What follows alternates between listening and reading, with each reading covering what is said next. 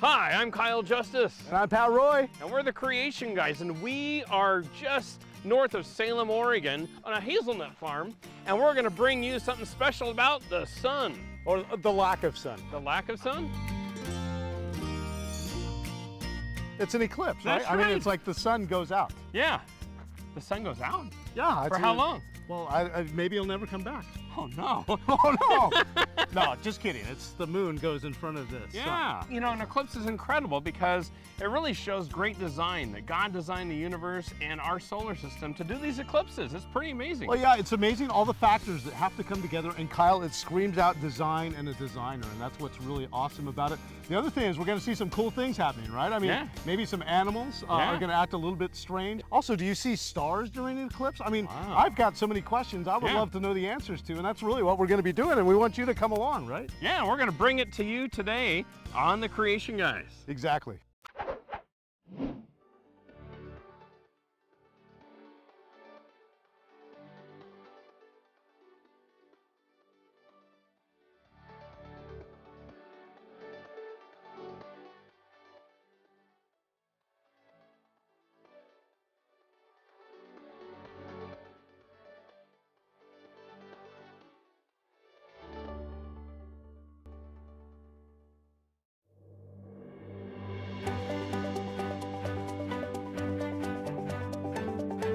The solar eclipse is one of the most exciting events of our lifetimes.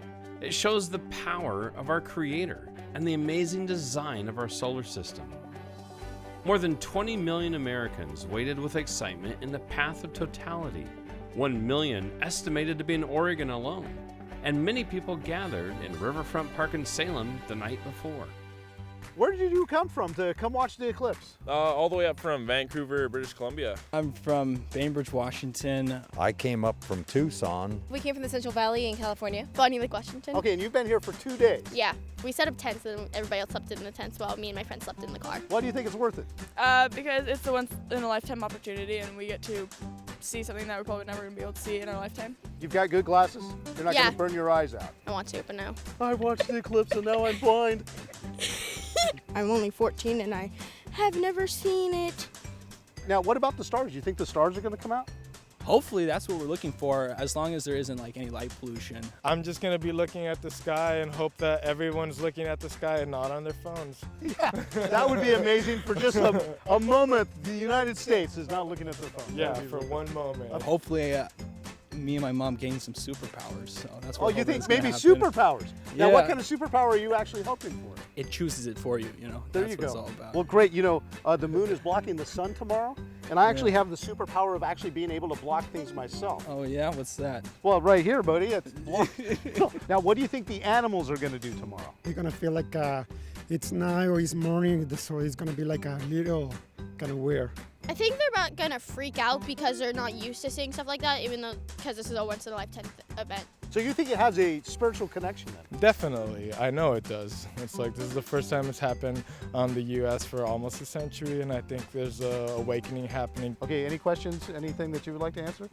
It's amazing and seems impossible for something like that to happen by chance. It's experiences like these that really encourage us to and push us to sort of learn about ourselves and why we're here.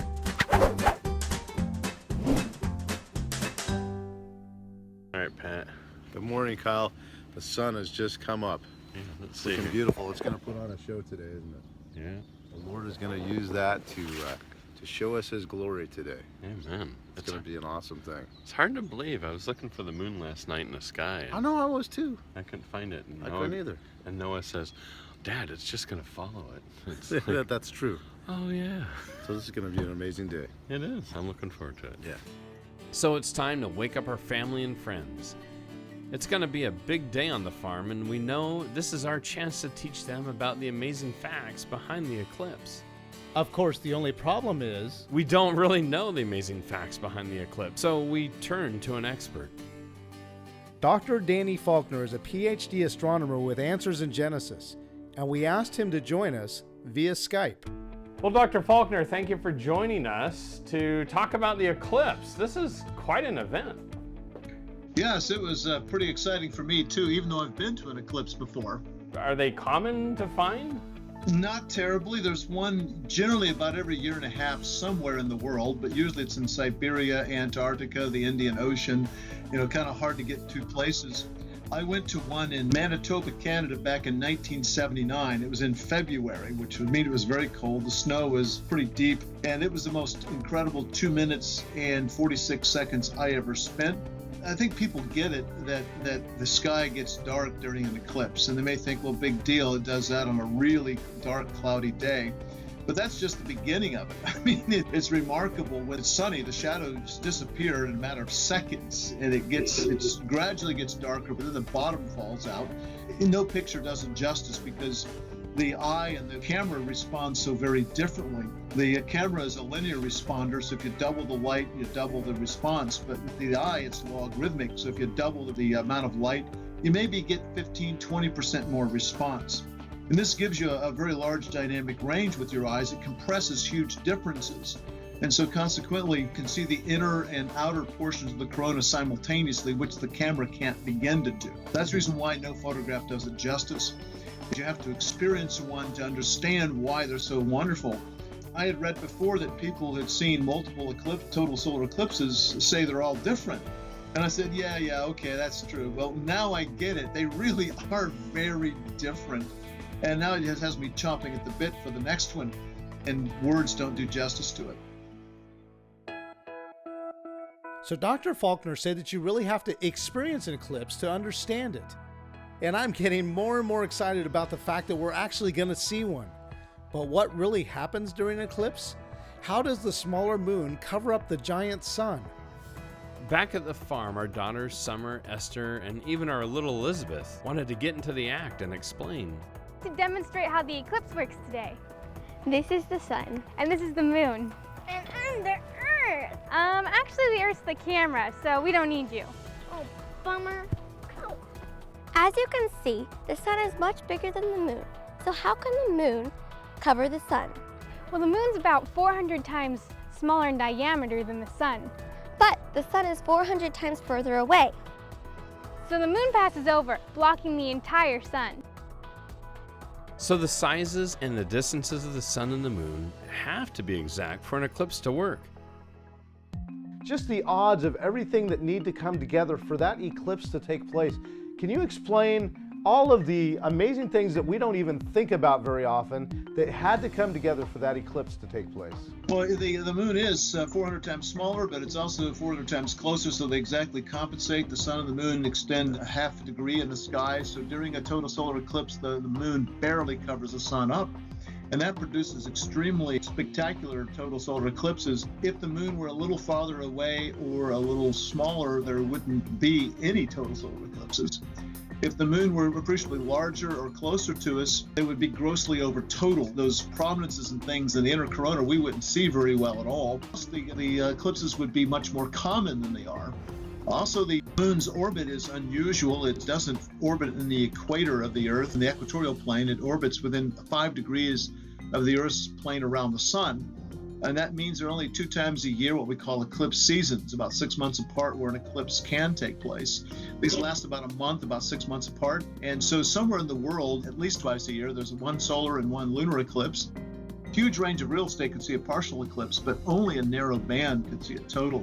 I've read once it's nearly 4 centuries on average between eclipses at any given location on the Earth. Now, be thousands of years between a total solar eclipse, or it could be as little as 7 years, is like what's going to happen with a place in southern Illinois in 2024. They're going to get a second total solar eclipse in 7 years. Statistically, how amazing is that the moon is exactly in the right orbit so that it even causes eclipses, right? I mean, has anybody figured out the statistical odds of that?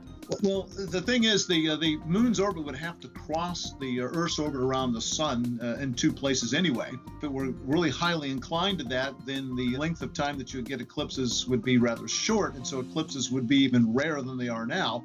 If the moon orbited in the same orbit that the Earth does, exactly around the sun, we'd have eclipses every new moon. This is kind of reduces it a bit, so it's only a couple of times a year somewhere in the world.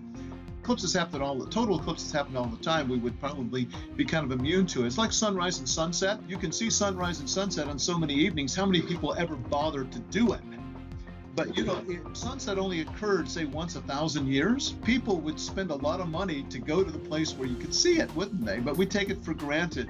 What's important, I think, is that there are nearly 200 satellites or moons, if you will, of the planets. Only on the Earth do you get these spectacular and rare eclipses. You don't get them on any other satellites in the solar system. And this is the only planet where it matters, because it's the only planet where we have beings, me and you, human beings, who can actually appreciate the beauty and the wonder of this.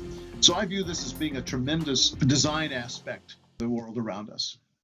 So Dr. Faulkner, there are basically 4 different phases of the eclipse. Could you kind of walk us through what those are? First phase is what we call the partial phase. It starts at what we call first contact, where the edge of the moon first comes up on the edge of the sun. And that marks the beginning of the eclipse for anybody.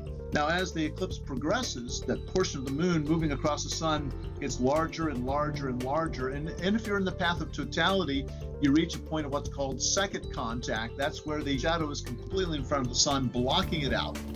And then you've got a brief bit of time, it can be seconds up to a few minutes, between what we call second and third contact. Between second and third contact is totality, and it's very dark during that time. It's like dark like dusk, and it's safe to look at the sun directly at that time, but only during that time. And then after third contact, you have the partial phase. It's kind of a reverse order of the beginning of the eclipse. And that goes until fourth contact, and fourth contact is when the last bit of the moon moves off the face of the sun. So from first to second contact is typically about an hour, and from third to fourth contact is about an hour. So about 2 hours from partial phase to partial phase ending, with only a couple of minutes in between. Our August 21st, 2017 eclipse has anywhere from 2 minutes of totality to about 2 minutes and 40 seconds, depending on where you are. And the key is to get in the center line of the eclipse. The closer you are to the center line, the longer it will be. If you're on the edges of the path of totality, you can only get a matter of seconds of totality.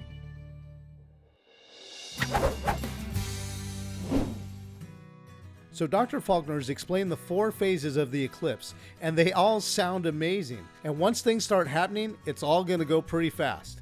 So we need a way to keep track of how far along we are at each point. Fortunately, Nicole Chafin, a high school teacher, shows Kyle how to watch the eclipse using a telescope.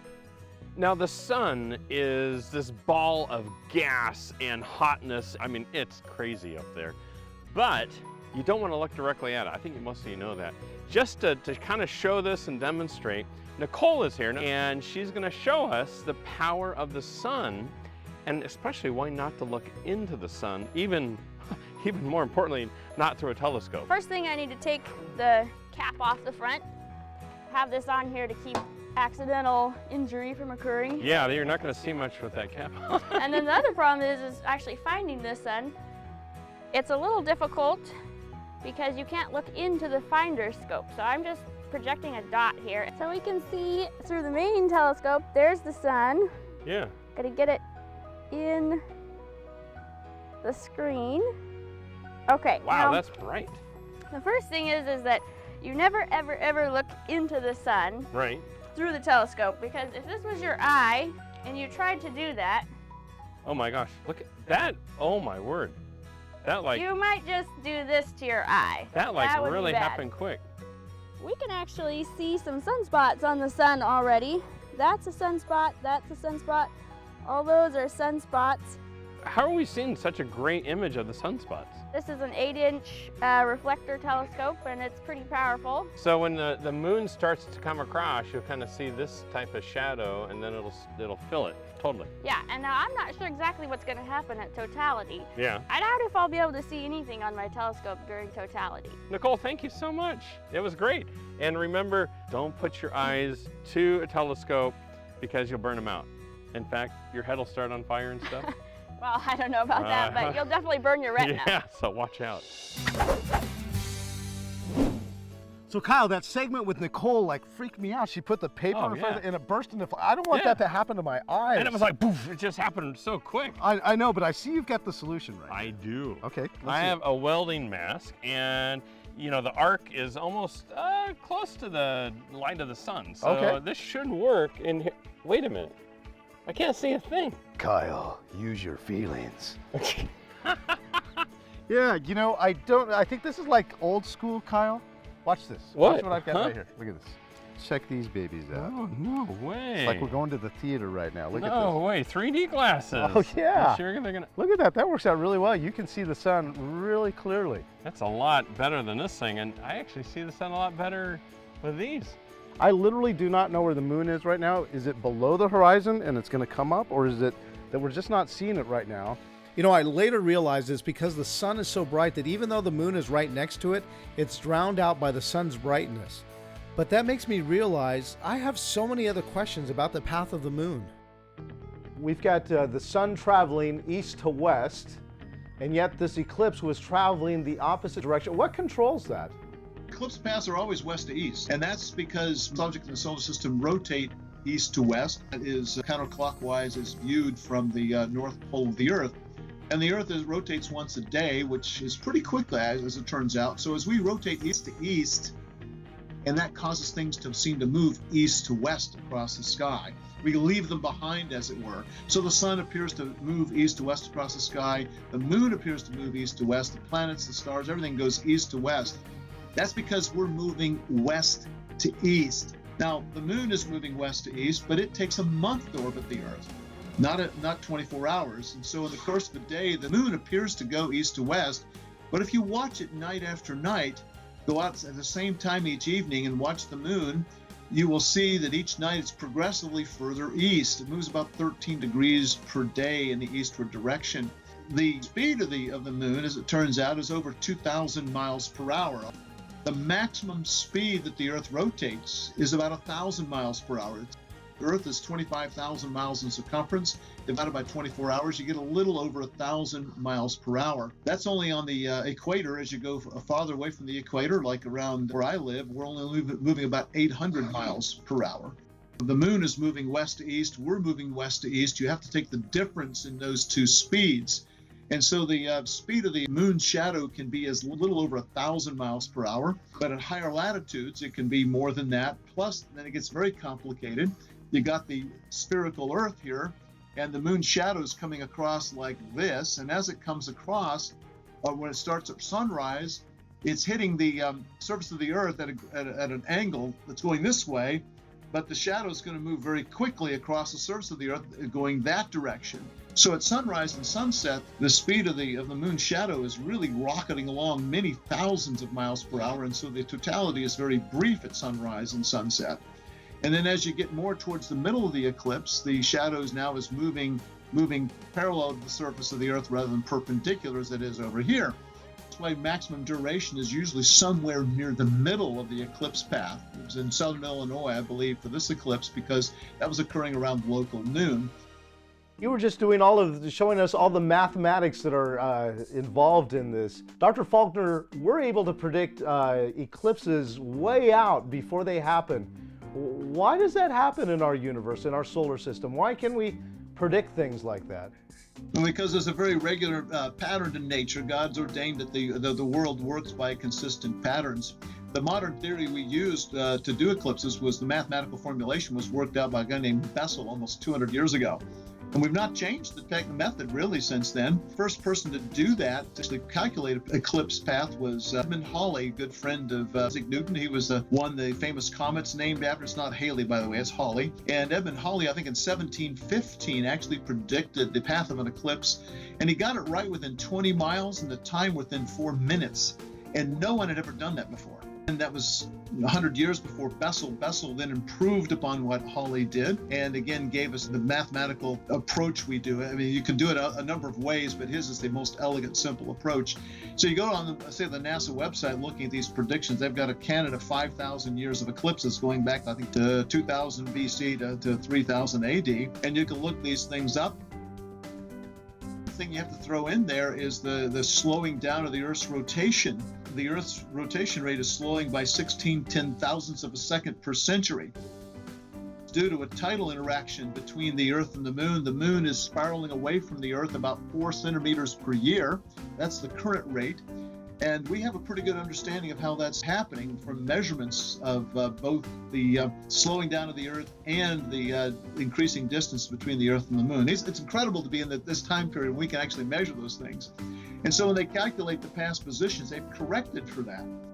Only in a universe where things work orderly and consistently and following certain patterns, what we call mathematical or physical laws, is this possible. And, you know, to the atheist or agnostic, that's just a coincidence. The universe just happens to work that way. They don't have any reason for believing other than the fact that that's what we observe to happen.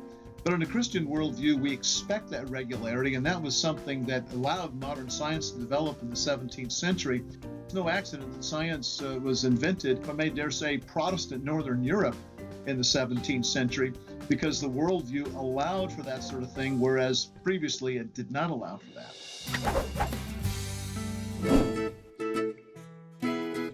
So Dr. Faulkner made the case that the solar system is so well designed, we can use mathematics to predict the exact timing of the eclipses. As a matter of fact, it's that exact science that has led to some pretty cool technology. Okay, Pat, as we learned earlier, there's 4 phases of the eclipse. When it enters first across the sun, and then when it's on the sun, and then when the moon actually exits, right? Right. Now, a lot of people are like, gee, I think it's starting. Right. And then, you know, this is when it's on. Oh yeah, it's all the way on, and then it's all the way up. But what if there's a way to tell exact second when it happens? You know, it would be awesome. Yeah. Somebody out there, if you're thinking about this, you should write an app for a cell phone. Well, guess what? What? Somebody did. Dang, that was fast. Yeah. So this app here, it's really cool.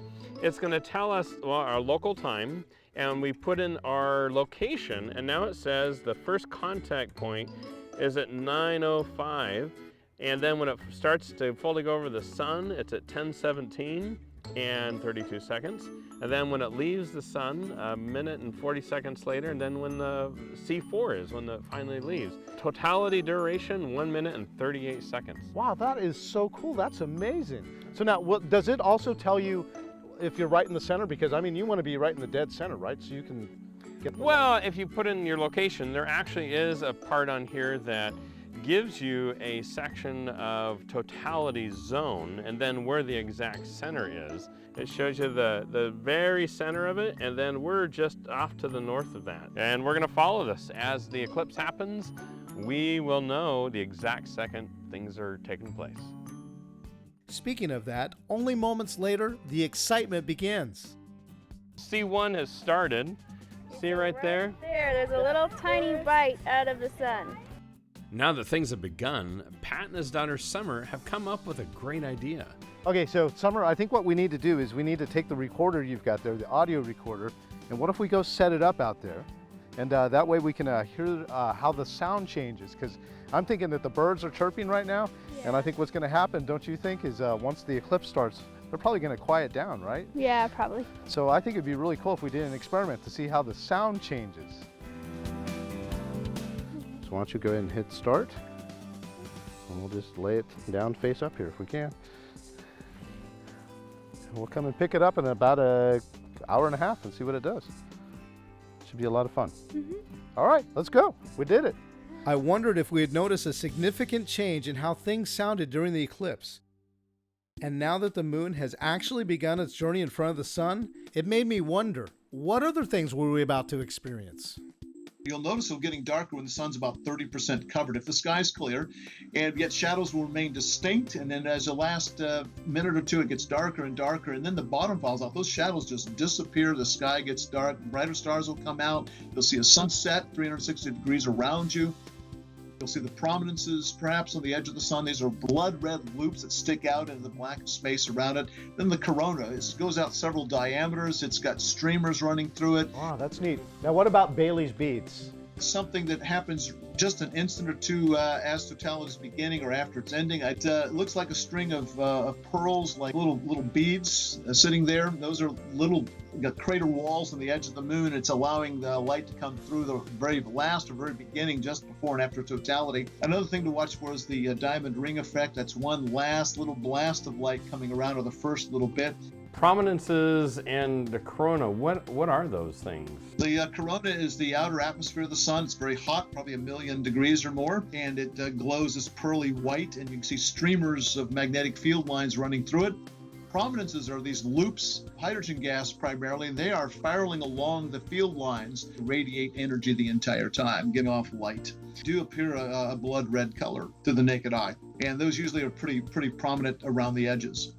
We're going to see hopefully shadow bands. Can you explain what shadow bands are and how they happen?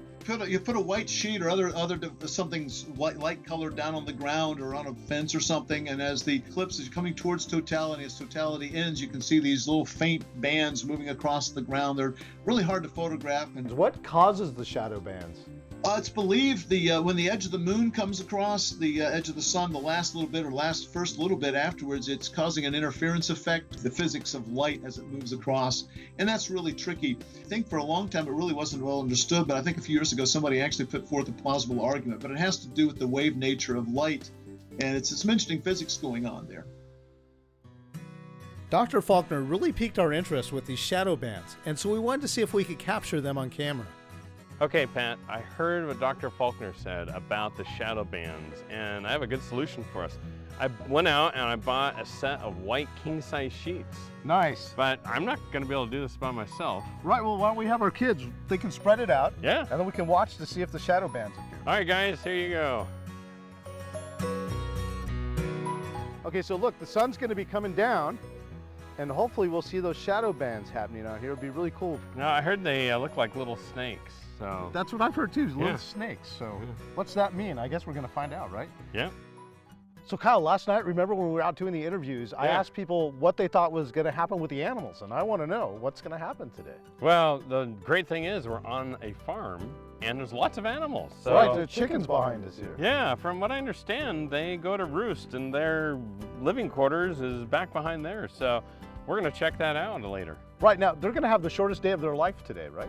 Yeah, you know what's interesting is there's this effect where they kind of pretend like it's nighttime, but it doesn't necessarily affect their internal clocks. It's like God put something inside their physiology that says, oh, okay, yeah, no, we're So they temporarily deal with it. Yeah. But then they go back to their internal clock again. Yeah, yeah. And what's really cool is like bats come out and mosquitoes. They're not sure if the mosquitoes come out first and then the bats or what. I even heard that wild animals kind of get disoriented, and that's actually the best time to go hunt them in that like 2-minute period. Wow. So are we going chicken hunting today? I don't think the owner would appreciate that. Yeah, probably not. Well, cool. We're gonna check it out and see what happens. Kyle, you know, it's starting to cover the sun pretty well. I mean, it's not halfway by any means, but it's definitely starting to come across, and I've noticed it's starting to look just a touch darker already. Yeah. And have you noticed the temperature? Yeah, you know, I think before it started, it was in the low 80s, and it's kind of creeping down a little bit right it now. really is. Yeah, so it's neat. We're starting to feel the effects of the eclipse now. Yeah, I was over watching Nicole, and you can just see the creep of the moon across the sun. It's pretty amazing. Yeah, it really is. So this is going to be fun as it gets further and further along. It'll be fun to see what happens. Yeah, yeah. Time is really moving. The moon is already starting to cover a large portion of the sun. One of our other friends joining us is Caleb. He's doing a time-lapse photography of the eclipse. You've modified your camera, it looks like. What are you doing there? Yep, so I've got a piece of a filter that you can buy online. Why is this so important? It is. It's, I mean, it's not very often that you get to see something as awesome like that, you know, God has orchestrated and put together. And so it's kind of a once-in-a-lifetime experience, and it's pretty neat to be able to see. Right, and it's cool, right, to view God's creation and see what God's doing. Absolutely. Okay, so we are getting extremely close now to it being a total eclipse, and the thing that has really surprised me is the shadows. When you look at the shadows have actually turned to crescents. You can actually see that the moon is covering the sun, and you can see the image of that eclipse happening right there in the shadows. Also, if you look up on the house up here, you can see that we've also got different crescent shadows going on there. Now we also notice that when we hold up our hand and look at the shadow of our hand, you can actually see the moon in between the fingers on the shadow. So it's really cool that all this is going on here. I really didn't expect that this was going to be happening. Before we watched the eclipse, we checked the sheet that our girls placed on the ground. And even though faint, we see shadow bands. They almost look like light interference, wavy shadows growing more apparent as the sun darkens. Oh, wow. That's cool. Boy, it is almost there. Let's go over to Nicole and let's see what she's doing. We are very close. You know, Kyle, it's the first time where I'm kind of feeling like I can look up with my naked eye and kind of almost see that something is happening. Look at that. It is so close. It's very dark at the moment. Yeah. Wow, it's actually getting dark. You can see it going dark now. Yeah. Okay, wow. Pat. Oh, Pat, look at that. That is amazing. It's definitely getting dark, Kyle. Yeah, really dark. This is really cool. Oh my gosh, it's almost there. Yeah. Here it goes. There's the diamond ring. There's the diamond ring. Look Yeah. at that. Woo-hoo. Yeah. Woo. Oh. Yeah. Woo. Pat, that's like sunrise all around the Look at that. perimeter. You're Yeah. right. When you look at it, the sunrise is happening all around. So we've been asking about whether the stars would come out. Yeah. We do see one star there. This is actually Venus up here. That's not a star. We're not really seeing the stars like I thought we would be seeing, and it's not as dark as I thought it was going to be. Look at that. There's the corona. We have 1910. It's going to happen in about 3, 2, 1. Here it goes. Diamond ring. Woo! Yeah. Yeah. That was so cool. That was What'd you awesome. think? Oh, That here it was comes. amazing. Here comes the light. That is incredible. It's Wow. like somebody's on a dimmer switch turning it up right Yeah, here it comes back. now. Wow. That was amazing. Yeah, I better not look at it. Hey, let's go check out the animals. Let's do it. Pat, behind me. I'm here. Here we go. Oh, hey, look. Look at here. Oh, wow. Wait a minute. The chickens are back, but hey, look at this. Well, there's one roosting. The owner told us that the chickens did rest during the eclipse. It was so short, we missed it. We just watched the eclipse, but now the moon is starting to come off the sun. And so what are you doing here? I noticed you guys... It's just we're playing around here looking at the shape of the shadows here, or the light shining through. Like here, I'm making a light with a little hole here in my fingers, and I'm seeing all the little crescents down there. So it's kind of interesting. I noticed you were holding your hand up like this. What were you seeing when you were... Yeah, I was just noticing that depending on what angle you hold your hand at here, it will make like little bumps on your fingers. Yeah, in between the fingers there. It looks like I'm wearing a ring or something like that maybe, or over there on that hand you can see. Look, there's one right there. Yeah, it's the same thing that's as what's going on over here with the telescope and the white sheet there. So you just watched a total eclipse. What do you think? It was awesome. It was awesome. What made it awesome? I like the part where it was a black dot and white around it, but another part that was really cool is it got dimmer. Like when you're editing a photo, when you try to darken it, sort of like that. It was really cool. I thought it was like amazing. It was so beautiful. I liked the ring around like the sunish when the moon went there. And the shadow bands were pretty cool too. I thought the ring was really cool. I didn't see it on the way in as it was becoming an eclipse, but after as it was going out, I saw it right then. It was beautiful. I could have missed it by blinking my eye. I mean, it was so short. Yeah. I wish it was longer. Yeah, the whole thing was so short, right? I wish the whole thing had taken a little bit longer. Yeah. You get told about it and you're like, this is what's supposed to happen. But when it actually happens, it's just like dark. And you're like, the transition's so fast. And you're like, I just had 2 minutes of nighttime. And then it's daytime again. And it's like, can I transition to this? I don't apparently. Right, it was really cool, wasn't it? What does it make you think about the creator? I just think of how powerful he is and that he planned all this. I mean, mathematically we can figure it out because he laid the laws down for this thousands of years ago. I don't know how long. I mean, he's eternal, so, but wow. I like how he makes the world so something we can study. Hey, here's something, find out how it works. And you'll find that it's even more amazing. There's still one thing left to follow up on. Remember how Summer and I planted the recorder in the bushes? Here's what the farm sounded like just before the eclipse. You can clearly hear the birds singing, and then listen to it during the eclipse. There seemed to be an engine running nearby, but listen closely. You can hear crickets instead of birds, And later in the recording, when the sun came back out, it transitioned back to birds.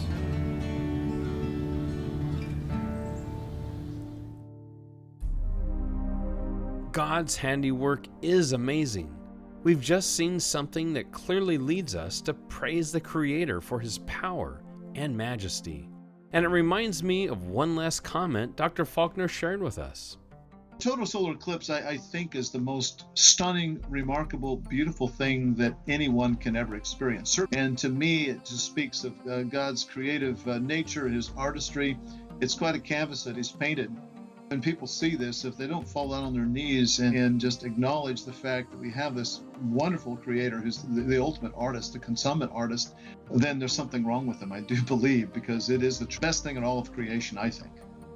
Seeing the eclipse today was really amazing. We've all experienced something we've never seen before or may never again. It reminds me of the verse I've heard so many times, but now it comes to life like never before. Psalm 19:1. The heavens declare the glory of God, and the firmament showeth His handiwork. Day unto day utters speech, and night unto night showeth knowledge. You know, God is a powerful Creator, and all our praise is due Him. Well, Pat, what do you think? That was awesome. Yeah. I mean, I've got to tell you, my impressions were that was more beautiful than I thought it was going to be. Well, believe it or not, it's still receding right now. Right. But, you know, that kind of the climax was seeing that last diamond ring go. So I hope you guys learned something about the Creator, His wonderful, awesome creation, and how this eclipse is just so unique. And it's like God set it there just for us. How I think it reminds me how God is so big, so much bigger than us, and how He's in control of all things. Right? Amen. I think that's what I come away with. Amen. Well, I hope you enjoyed it. Creation guys, we'll see you next time.